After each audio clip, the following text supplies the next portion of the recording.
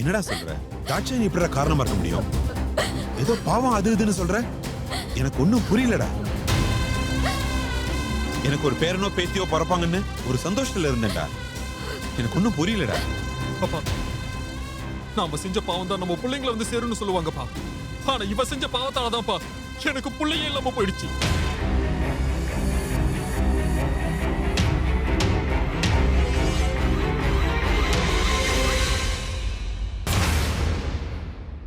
நீங்க எதுவும் பேச வேண்டாம். ஏற்கனவே நொந்து போயிருக்கேன். குழந்தை இறந்து போன வருத்தத்துல இருக்கேன்.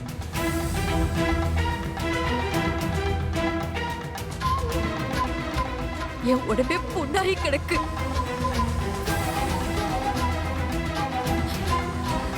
இந்த நேரத்துல மேல மேல என்ன புண்படுத்தாதீங்க. பேசாம போயிடுங்க ப்ளீஸ். போதும், நிறுத்துடி. இனிமேலும் உன் வேஷம் எடுபடாது. நான் எல்லா உண்மையும் சொல்ல தாண்டி போறேன்.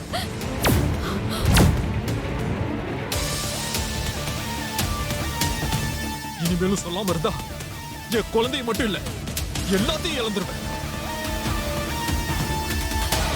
வேண்டாம் தாச்சாயி, இனிமேலாவது திருந்தி நல்லவளா மனுஷியா வாழ்றதுக்கான வழியை பாரு. என்னை தடுக்காத. நான் உன்னை பத்தி எல்லா உண்மையும் சொல்ல தாண்டி போறேன்.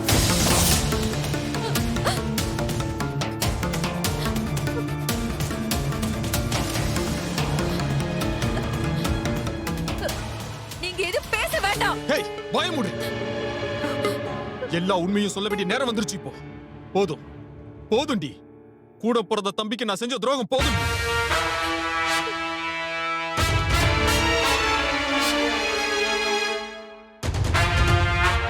பாவம் சின்னஞ்சிருச்சுங்க. சந்தோஷமா வாழ வேண்டிய நேரத்துல அவங்க படுற கொடுமை எல்லாம் பார்த்தது போதும்டி. செஞ்ச பாவம், அந்த பாவம் தான் நீ இப்படி நிக்கிறதுக்கு காரணம். பாவம் ஒரு பக்கம், பழி ஒரு பக்கம் வேணாண்டி. அந்த பாவத்துக்கான தண்டனை உனக்கு கிடைச்சிருச்சு. ஆனா பழி என் தம்பி மேல வேணாண்டி. அவன் எதுக்கடி தண்டனை அனுபவிக்கணும்? அவன் அனுபவிக்க வேண்டாம். என்ன தடுக்காத. தடுத்த அப்புறம் நான் மனுஷனாவே இருக்க மாட்டேன்.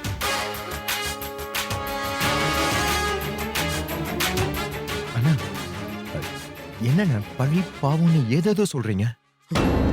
அன்னைக்கு குடிச்சிட்டு வந்து இதை தான் சொன்னீங்க, இப்பவும் அதை தான் சொல்ல வர்றீங்க.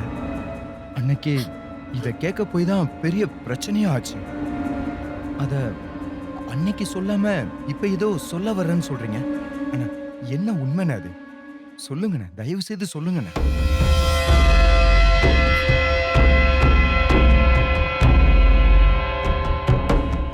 சொல்றேன்டா, சொல்றேன்.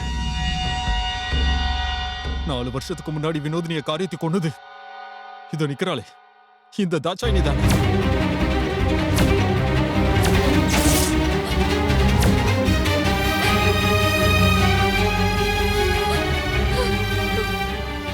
என்னடா சொல்ற மாதவா? தாட்சாயணியா? இதெல்லாம் எப்படிடா? ஆமாப்பா, அன்னைக்கு தம்பி ஏர்போர்ட்ல டிராப் பண்ணிட்டு திரும்பும் போது நான் ட்ரிங்க்ஸ் பண்ணியிருந்தேன்ப்பா. இதோ இந்த தாட்சாயினி தான் கார் ஓட்டிட்டு இருந்தா. ஆனா எதிர்பாராத விதமா வினோதினி மேல மோதிட்டாப்பா. கூட்டம் கூட ஆரம்பிச்சிருச்சு. தப்பிக்கிறதுக்கு வழி தெரியாம வருண் பேரை சொல்லி தப்பிச்சிட்டோம். அன்னைக்கு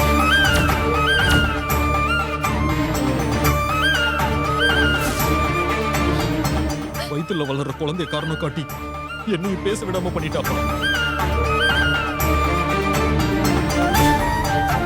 ஆமா, என் குழந்தைக்காக தான் அவ பண்ண தப்பு எல்லாத்தையும் வெளியே சொல்லாம மறைச்சுக்கிட்டு இருந்தேன். இந்த சொத்துக்கு ஆசைப்பட்டு தான் தாட்சாயணி வருண் பேரை யூஸ் பண்ணா. என்னைக்கு என் குழந்தை இல்லாம போச்சோ, இனிமே நான் இதுக்குப்பா உண்மையை மறைக்கணும். அன்னைக்கு தண்ணியை போட்டு மனசு கேட்காம இதான் நான் சொல்ல வந்தேன். ஆனா அன்னைக்கு இந்த பாவி தாட்சாயணி தான் தடுத்த. அன்னைக்கும்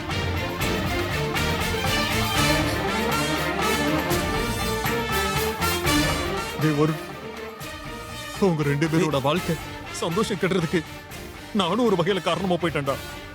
அபாண்டமா உன் மேல பழிய சுமத்தி ஆனந்திய உன்னை வெறுக்க வச்சு உங்க 2 பேரையும் பிரிச்சு வச்சு உன் வாழ்க்கையவே நாசம் பண்ணிட்டேன்டா. டேய் தம்பி, என்ன மன்னிச்சிடுறா. அண்ணா, என்னண்ணா பண்ணிட்டு இருக்கீங்க? அண்ணி, நான் உங்களுக்கு என்ன நீ பாவம் பண்ண? எதுக்காக இந்த கொலைப்பழியை ஏன் மேல போட்டீங்க?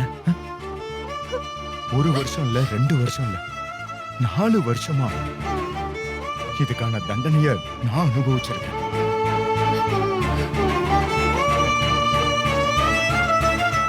இந்த கொலைப்பழியை ஆனந்தி என் மேல போட்டு தினம் தினம் என்ன சித்திரவதை பண்ண. அதுக்காக நான் எவ்வளவு துடிச்சிருப்பேன் தெரியுமா? ஒவ்வொரு நாள் ராத்திரியும் தூக்கம் இல்லாம அழுதுருக்கேன் தெரியுமா? அப்ப வச்ச ஒரு வார்த்தை என்கிட்ட நீங்க சொல்லிருக்கலாமே. அப்பவே நீங்க இந்த ஆக்சிடென்ட ஒத்துக்கிட்டு இருந்தா கூட ஏதோ தெரியாம காரை இடிச்சிட்டேன்னு சொல்லி ஏதாவது ஒரு நல்ல வக்கீல பிடிச்சு தண்டனையை குறைச்சு இந்நேரம் விடுதலை ஆகி வெளியிலே வந்திருக்கலாம்.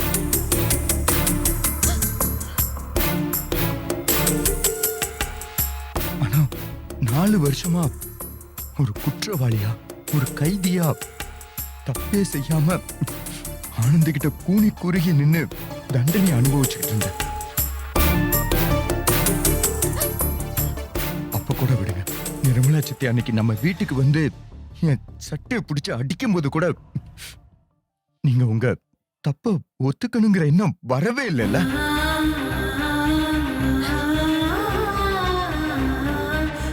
நான் பேசாததுனாலதான் அன்னைக்கு எல்லாரும் முன்னாடியும் அவமானப்பட்டு அசிங்கப்பட்டு நின்னேன். அத பார்த்தப்ப கூட கொஞ்சம் கூட உங்க மனசு இறங்கவே இல்லைல்ல.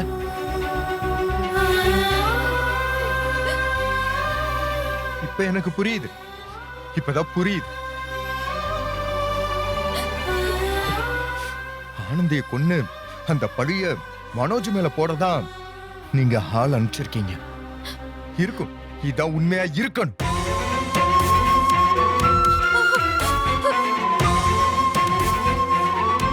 அண்ணி சொல்லுங்க அண்ணி, இதெல்லாம் செஞ்சது நீங்க தானே? சொல்லுங்க அண்ணி.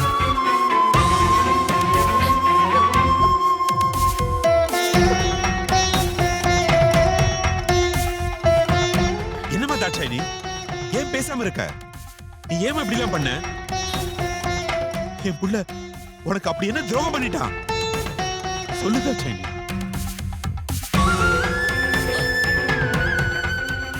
அடிக்கடி அந்த ஆதாரத்தை காட்டுன்னு அவன் பண்ணிருப்பான் அவன் மேல பழிய சுமத்திக்கிட்டே இருந்த. இப்ப நீ அந்த பாவத்தை பண்ணிட்டு அண்ணன் தம்பி எல்லாரும் பிரிச்சு வச்சு நீ வேடிக்கை பாக்குறியா? நீ செஞ்சது உனக்கே நியாயமா தாட்சாயினி? நீ ஏன் இப்படி பண்ண? சொல்லு.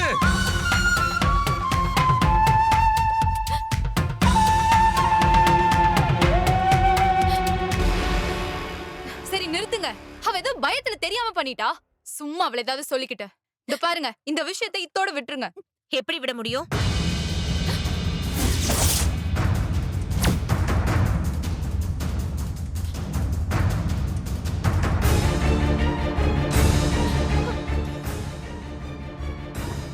எப்படி விட முடியும் ருத்ரா? இவளை எப்படி சும்மா விட சொல்ற? செத்தது என்னோட மருமக, ஒரு குழந்தைக்கு தாய். அந்த குழந்தைய அனாதையா விட்டுட்டு போயிட்டா. இப்போ அந்த குழந்தை அம்மா இல்லாம அனாதையா வாழ்ந்துகிட்டு இருக்கா. எப்படி இவளை நான் சும்மா விட முடியும்? அடி பாவி, அநியாயமா ஏன் மருமகளை கொன்னுட்டு இவ்ளோ நாளா ஏன் கண்ணு முன்னாடியே நல்ல மாதிரி நாடகம் ஆடி இருக்க. உன்னெல்லாம் உயிரோடவே விடக்கூடாது. விட ஆனந்தி. அநியாயமா சொத்துக்கு ஆசைப்பட்டு இவ தப்பு பண்ணிட்டு வருண் மேல தேவையில்லாம பழிய போட்டிருக்கா. என் மருமகளை கொன்ன இவளை சும்மாவே விடக்கூடாது. இந்த உண்மை மட்டும் மனோஜுக்கு தெரிஞ்சது, இவளை கொன்னே போட்டுருவான். அடுத்தவங்கள பத்தி கவலைப்படாம தான் மட்டும் சந்தோஷமா வாழணும்னு நினைக்கிறவங்க எப்பவுமே தான் செஞ்ச தப்ப ஒத்துக்கவே மாட்டாங்க.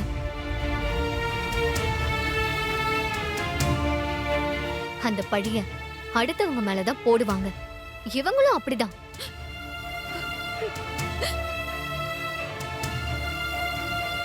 சொந்த புருஷனோட தம்பி மேலேயே அந்த பழிய போட்டு அவரை நிம்மதி இல்லாம பண்ணிருக்காங்க. அத நினைச்சாதான் வருத்தமா இருக்கு. நிமிமா, வினோதினி என் தோழி. அவளை பிரிஞ்ச துக்கம் உங்களுக்கு எவ்வளவு இருக்கும்? அதை விட அதிகமா எனக்கு இருக்கு.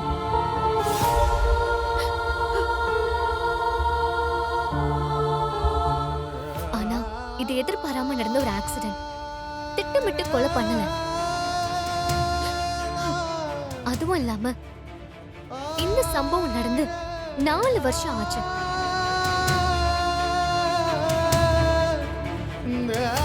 இதுக்கப்புறம் தாட்சாயணிய பழி வாங்குறதுல எந்த அர்த்தமும் இல்லை.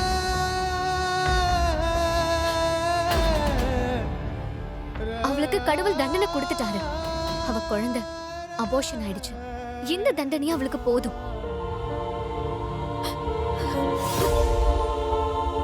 நீங்க மேற்கொண்டு அவளை தண்டிக்க வேண்டாமா? தயவு செஞ்சு நான் சொல்றத கேளுங்கம்மா. இங்க பாரு, போது நிறுத்து.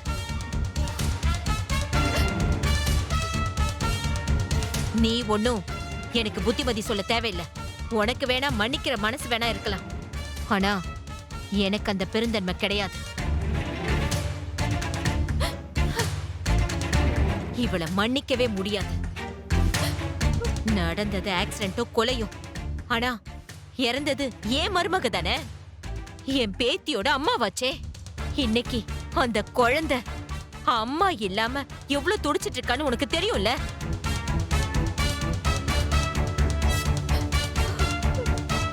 இங்க பாரு, நீ என்னதான் அந்த குழந்தைக்கு அம்மாவா பழகினாலும் பெத்த அம்மாவா ஆக முடியாது.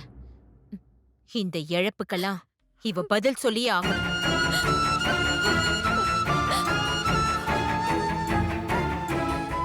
இவளை தண்டிக்காம விட மாட்டேன். போலீஸ் கிட்ட இவளை பத்தி சொல்லி இவளை அரெஸ்ட் பண்ண வைக்கல, என் பேரு நிர்மலா இல்ல.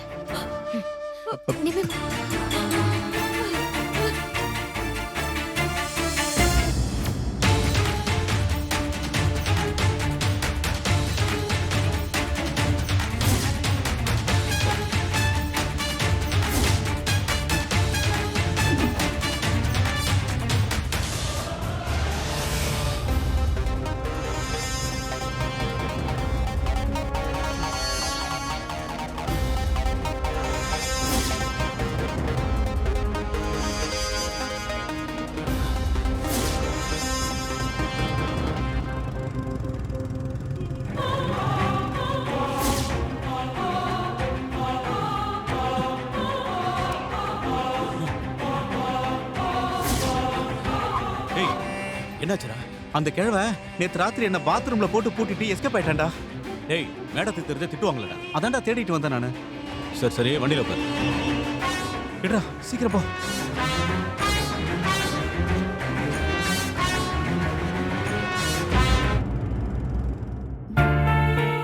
என்னம்மா திடீர்னு பூஜைக்கு ஏற்பாடு பண்ணிருக்க? ஆனந்திக்கு ஏன் இந்த மாதிரி நடக்குதுன்னு ஜோசியரை பார்த்து கேட்டேன். அதுக்கு அவரு அப்பாவுக்கு ஆத்ம பூஜை பண்ணா சரியாயிடும், பூஜை பண்ற அன்னைக்கே ஒரு அதிசயம் நடக்கும்னு சொன்னாரு. அதனாலதான் உடனே பூஜைக்கு ஏற்பாடு பண்ணேன். டேய், இந்த விஷயத்தை மேடத்துக்கிட்ட ஃபோன் பண்ணி சொல்லலாமா? எனக்கு என்னமோ ரொம்ப பயமா இருக்குடா. சரி வா, தேடுவோம்.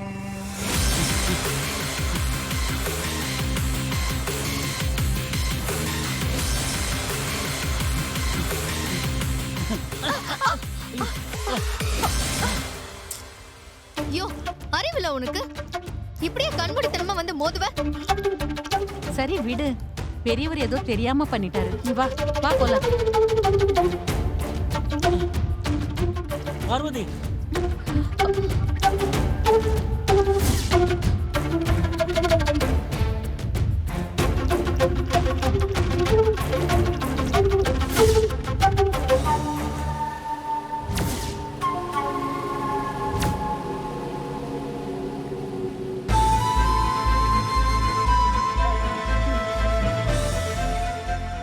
எனக்கு தெரியலையா? என்ன பாக்குற பார்வதி? நான் தான் உன் புருஷன் சண்முகம்.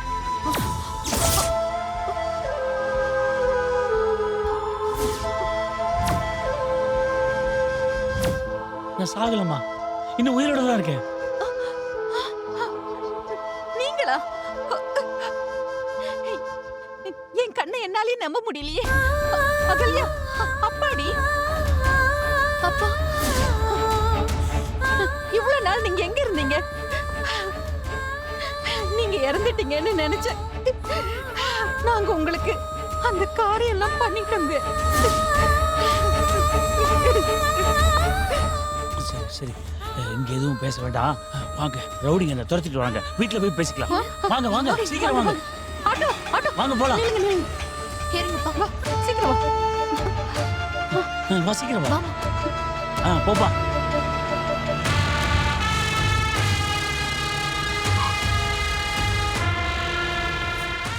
டேய் அந்த கிழவன் தானே ஆட்டோல போறது? ஆமாடா அவன் தான்டா.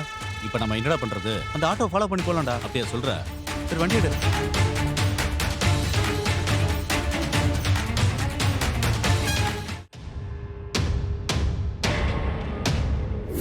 உனக்கு வேணா மன்னிக்கிற மனசு வேணா இருக்கலாம், ஆனா எனக்கு அந்த பெருந்தன்மை கிடையாது.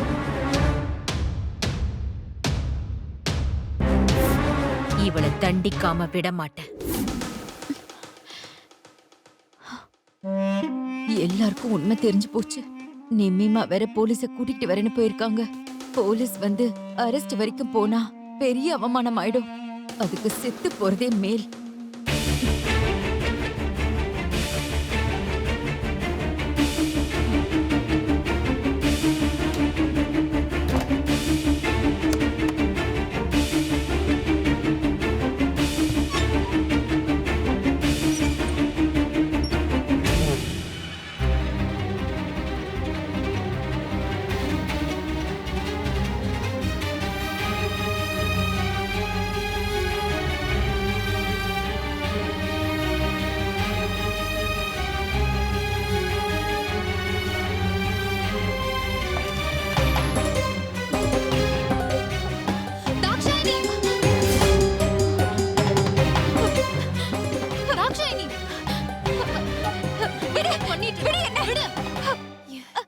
பண்ற வா கீழே வா.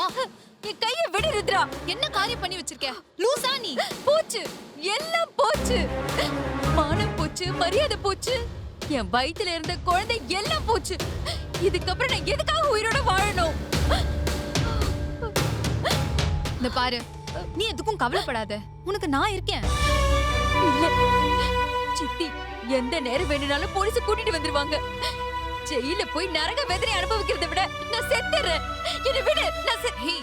கொஞ்ச நேரம் அமைதியா இருக்கியா? வாழ்க்கையில அடுத்த நிமிஷம் என்ன நடக்கும்னு யாருக்கு தெரியும்? ஏன் உனக்கு நல்லது கூட நடக்கலாமே. இந்த மாதிரி கோழைத்தனமா செய்ய மாட்டேன்னு சத்தியம் பண்ணி கொடு.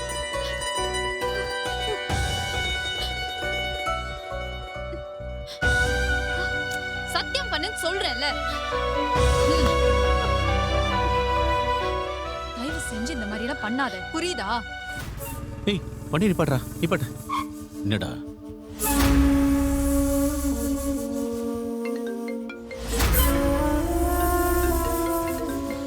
சரி ஒரு நிமிஷம் நான் போன் பேசிட்டு வரேன். நீ கீழே போ.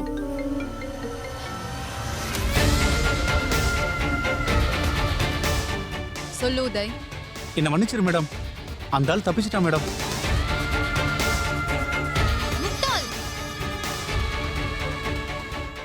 எப்படிடா தப்பிக்க விட்டீங்க?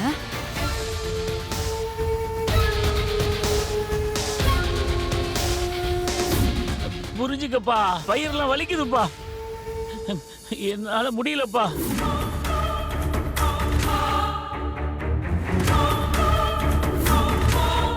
பயா போடா போ.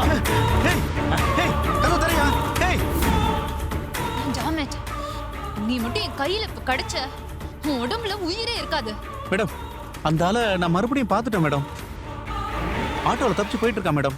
நானும் ரவி துரத்திட்டு இருக்கேன் மேடம். பாரு, நீங்க என்ன பண்ணுவீங்க ஏது பண்ணுவீங்கன்னு எனக்கு தெரியாது. அந்த ஆளை பிடிச்சி என்கிட்ட ஒப்படைக்கல, நீங்க 2 பேருமே உயிரோட இருக்க மாட்டீங்க. பிடிச்சிருவோம் மேடம், கண்டிப்பா பிடிச்சிருவோம். ஆனா அவன் கூட 2 லேடிஸ் போறாங்க மேடம். ஐயோ, யார் கூட இருந்தாலும் அதை பத்தி எனக்கு கவலை இல்ல. நீங்க அவளை பிடிச்சிட்டு வாங்க, புரியுதா? Okay madam, போலாம்டா.